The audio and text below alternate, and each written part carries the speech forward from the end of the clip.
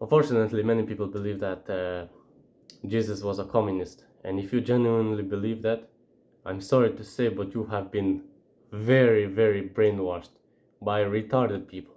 And you might be a retard yourself. But if you have an open mind and if you are an intelligent man and you hear what I say, you will change your mind. Jesus was not a communist and Karl Marx is burning in hell. He was a boil-covered bum that never worked a day in his life and he left his kids to die.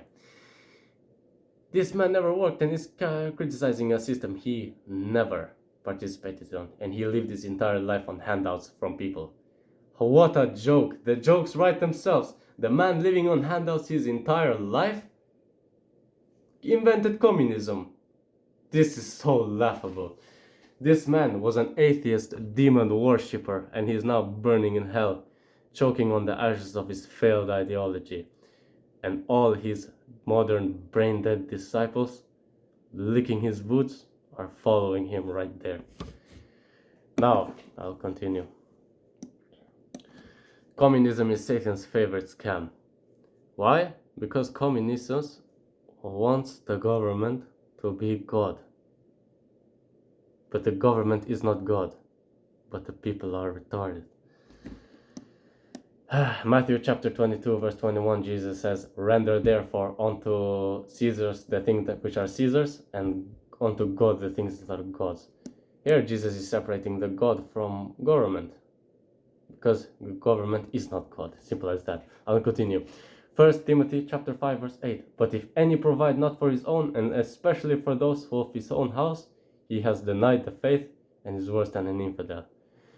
Jesus says, you provide for your own family, and if you don't, you're bad. Communists say, no, we provide. The government provides for your family. What a joke. This goes against what Jesus said. Jesus promoted hard work. Karl Marx wants to punish hard work. He wants everyone to get the same no matter what. 2 Thessalonians chapter 3 verse 10, "If any will not work, neither shall he eat." Here it says, if he doesn't work, he will rot and starve. But communists say, no, everyone gets the same no matter what, blah blah blah. Get a life now. Proverbs chapter 10 verse 4, "He becometh poor that dealeth with a slack of hand, but the hand of the diligent maketh rich."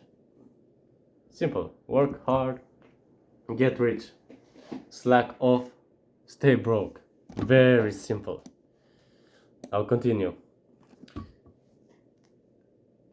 Property rights is a biblical right. Private property is a biblical right. It says here, Exodus chapter 20 verse 15, "Thou shalt not steal." Private property exists, and if God commands you to not steal, that means that people own things. That goes against communism, because everything is owned by the government, especially houses. Proverbs chapter 13:22, "A good man leaveth an inheritance to his children's children." Here God says build wealth for your family, but owning wealth, building wealth goes against communism. I'll continue. Luke chapter 19 verse 12 to 27, the parable of the 10 minas. Here Jesus is talking about a man.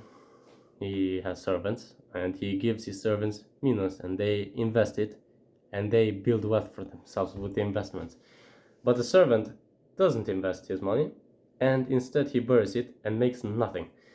He praises the servants who made the wealth, and he rebukes the one who didn't. This does not sound like communism at all. This is very capitalistic. I'll continue. Proverbs chapter 31 verse 16, "She considereth a field and buyeth it. With the fruit of her hands she planteth a vineyard." Here a godly woman buys lands and invests in agriculture. What? But this is capitalism 101. How is God seriously a communist? Come on now. I'll continue. Acts chapter 16 verse 14, "Lydia, a seller of purple." Alright? She was a wealthy businesswoman who traded in luxury goods. What did God do? God didn't curse her for being rich. God actually blessed her for having faith. But if God is a communist, like the communists like to say, Why didn't God just kill her for being rich?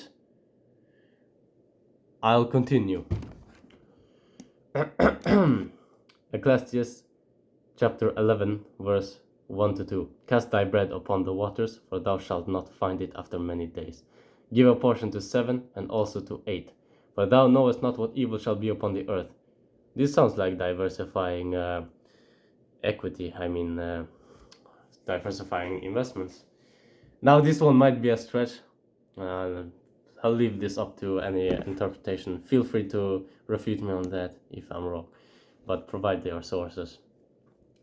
Now, many communists, they like to say, oh, heaven is a classless utopia, communist, like everyone is the same. Wrong. Heaven is not some utopia where everyone is equally poor. This is a lie, and everyone that says that has never read the Bible a day in his life.